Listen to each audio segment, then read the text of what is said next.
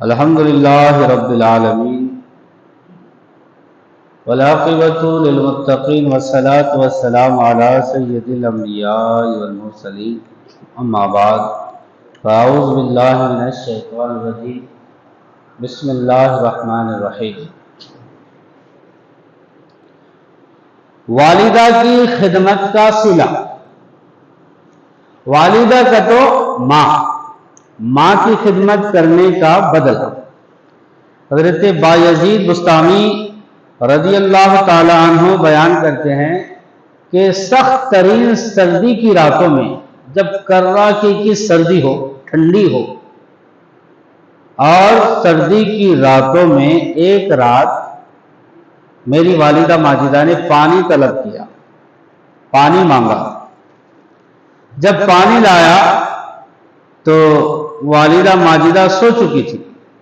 میں نے ادباً جگانا پسند نہ کیا کہ اب تو ماں سو گئی ہے، اب تو اگر میں اٹھاؤں تو پھر انہیں تکلیف ہوگی، تو ادباً اٹھانا پسند نہ کیا اور بیداری کے انتظار میں کھڑا رہا کہ جب اٹھے تب پانی پیش کروں، کھڑا رہا۔ جب بیدار ہوئی تو انہوں نے پانی مانگا، میں نے پیالہ پیش کر دیا۔ میری انگلی پر ایک قطرہ پانی گرا اور سردی کی شدت سے وہ جم گیا، یعنی پانی اتنا ٹھنڈا ہو گیا تھا کہ وہ جم گیا۔ میں نے اتارنا چاہا تو ماس اکھڑ پڑا، یعنی پانی کا ایک قطرہ اسکن پر گرا، یعنی جلد میں، چمڑے میں، تو گرتے ہی وہ اتنا ٹھنڈا اور برف ہو چکا تھا کہ جب میں نے اس کو ہٹایا تو اس کے ساتھ چمڑا بھی اکھڑ گیا، بدن کا چمڑا بھی اکھڑ گیا۔ میں نے اتارنا چاہا تو ماس اکھڑ پڑا اور خون جاری ہو گیا۔ والدہ ماجدہ نے دیکھا تو پوچھا یہ کیا ہے؟ میں نے تمام ماجرا بیان کر دیا۔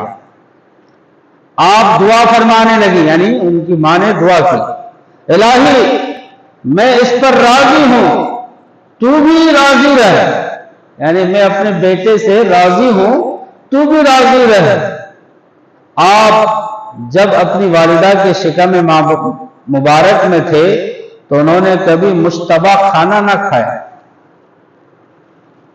حضرت بایزید بسطامی ابھی پیدا بھی نہ ہوئے تھے، ابھی پیٹ میں تھے، تو ان کی ماں مشتبہ کھانا، یعنی ایک کھانا ہوتا ہے جو سب کو معلوم ہے کہ یہ حرام ہے، اس میں کوئی ڈاؤٹ نہیں، کلیئرلی سب کو معلوم ہے کہ یہ کھانا حرام ہے، حرام جگہ سے آیا ہے، ناجائز ہے۔ اور ایک ہوتا ہے حرام اور ناجائز ہونے کا اس میں شبہ ہو، یعنی ڈاؤٹ ہو، کلیئرلی معلوم نہیں۔ تو کہتے ہیں ان کی ماں جو ہے، حرام تو دور کی بات، جس میں حرام ہونے کا ڈاؤٹ ہو وہ کھانا بھی نہیں کبھی کھائی۔ حضرت بایزید بسطامی مزید فرماتے ہیں کہ میں 20 برس کا تھا کہ والدہ ماجدہ نے مجھے بلایا اور اپنے ساتھ سلایا۔ میں نے بطور تکیہ والدہ کے سر کے نیچے ہاتھ رکھ دیا، جو سن ہو گیا۔ بھائی ہاتھ پر اگر سر رکھ دیں زیادہ دیر رہے تو ہاتھ کیا ہو جاتا ہے؟ سن ہو جاتا ہے۔ کہتے ہیں ہاتھ سن ہو گیا۔ میں نے ادب و احترام کو ملحوظ رکھتے ہوئے ہاتھ کو نکالنا مناسب نہ سمجھا تاکہ والدہ کی نیند اور آرام میں خلل واقع نہ ہو۔ اس دوران میں سورہ اخلاص کا وظیفہ کرتا رہا، یعنی سورہ اخلاص یعنی قل اللہ، یہاں تک کہ 10,000 مرتبہ میں نے قل اللہ احد پڑھا۔ کتنے مرتبہ؟ 10,000 مرتبہ۔ اور والدہ کے حق کی محافظت کے لیے اپنے ہاتھ سے بے نیاز ہو گیا، یعنی پھر میں اس ہاتھ کے مفلوج ہونے کے باعث کام نہ لے سکا، ہاتھ مفلوج ہو گیا، کام کرنا بند کر دیا۔ آپ کے وصال کے بعد کسی دوست نے خواب میں دیکھا کہ آپ جنت میں بڑے مزے سے ٹہل رہے ہیں اور اللہ تعالیٰ کی تسبیح میں مغوے پرواز ہے۔ پوچھا گیا آپ کو یہ مقام کیسے نصیب ہوا؟ فرمایا والدین کے ساتھ حسن سلوک، خدمت گزاری اور ان کی سخت باتوں پر صبر و استقامت کی وجہ سے، کیونکہ نبی کریم صلی اللہ تعالی علیہ وسلم نے فرمایا جو شخص اپنے والدین اور رب العالمین کا فرما بردار ہوگا اس کا مقام اعلیٰ علیین میں ہے۔ اعلیٰ علیین یہ جنت کی ایک جگہ ہے جسے اعلیٰ علیین کہا جاتا ہے۔ تو دوستو معلوم ہوا کہ والدین کی خدمت سے اور اللہ تعالیٰ کی فرما برداری سے اس کا مقام کہاں ہے؟ جنت میں ہے۔ اور ایک واقعہ سنیے، حضرت موسیٰ علیہ السلام کی جنت میں رفاقت۔ علامہ ابن جوزی علیہ رحمہ اپنی مشہور تالیف کتاب المنظم فی تواریخ الامم میں تحریر فرماتے ہیں کہ حضرت موسیٰ علیہ السلام نے دعا کی، الہی مجھے میرا رفیق جنت دنیا، میرا رفیق جنت دنیا میں دکھا دے، یعنی میرا جو جنت میں ساتھی ہوگا میں اسے دنیا میں دیکھنا چاہتا ہوں، یا الہی اسے مجھے دکھا دے۔ ارشاد ہوا فلا شہر جا، وہاں ایک قصاب سے ملاقات کر، وہی تمہارا جنت کا ساتھی ہے۔ تم جنت کے ساتھی سے ملنا چاہتے ہو نا، تو فلاں شہر میں جو قصاب ہے، قصائی، جا اس سے مل، وہی تیرا جنت کا ساتھی ہے۔ حضرت موسیٰ علیہ السلام اس کے پاس پہنچے، اس نے آپ کو دیکھتے ہی عرض کیا، اے نوجوان کیا تم میری دعوت قبول کرو گے؟ آپ نے فرمایا ہاں۔ وہ اپنے گھر لے گیا، اس نے آپ کے سامنے کھانا چنا، یعنی کھانا رکھا۔ جب کھانے لگے تو وہ ایک لقمہ خود اٹھاتا اور 2 لقمے قریب ہی پڑی زنبیل میں ڈال دیتا۔ اسی اسنا میں دروازہ کھٹکھٹا، وہ اٹھا اور حضرت موسیٰ علیہ السلام نے زنبیل میں دیکھا کہ اس کے والدین نہایت بوڑھے اور نحیف ترین حالت میں ہیں۔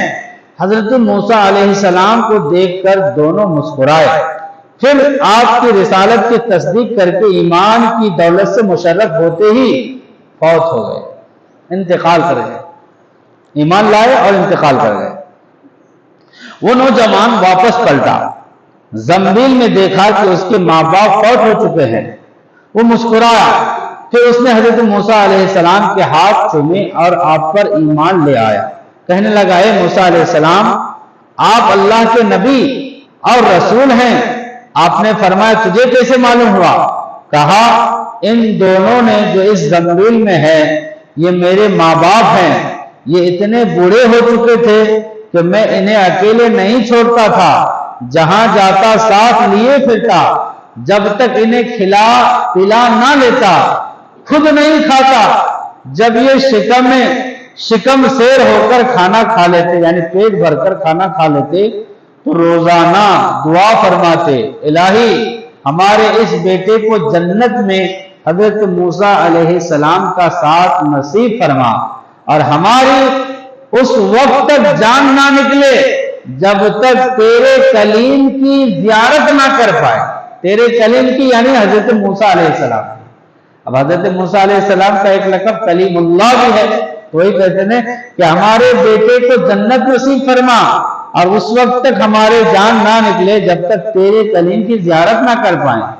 آپ نے فرمایا اے جوان پھر تجھے بشارت ہو کہ تیرے والدین کی دعا تیرے حق میں اللہ تعالیٰ نے قبول فرما لی ہے۔ میرے آقا صلی اللہ علیہ وسلم کے پیارے دیوانوں، والدین کی دل سے خدمت کرنے کا صلہ کیا کیا ملتا ہے۔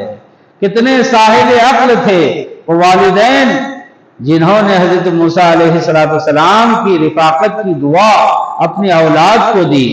دراصل والدین کے دل سے دعا کا از خود نکلنا یہ موقوف ہے۔ ان کی خوشنودی اور ان کی خدمت پر قصاب کو حضرت کلیم کی دعوت میں بھی والدین کی بھوک کا خیال تھا، اور اس قصاب نے اپنے والدین کے لیے اس کھانے میں سے کچھ حصہ رکھا اور ان کو پیش کیا، تو اللہ تعالیٰ نے حضرت کلیم علیہ السلام کا اسے جنت کا ساتھی بنا دیا۔ مولا تعالیٰ سرکار رحمت عالم صلی اللہ تعالیٰ علیہ وسلم کے صدق و طفیل والدین کی خدمت کرنے کی توفیق عطا فرمائے، ماں باپ کے ساتھ حسن سلوک کی توفیق عطا فرمائے۔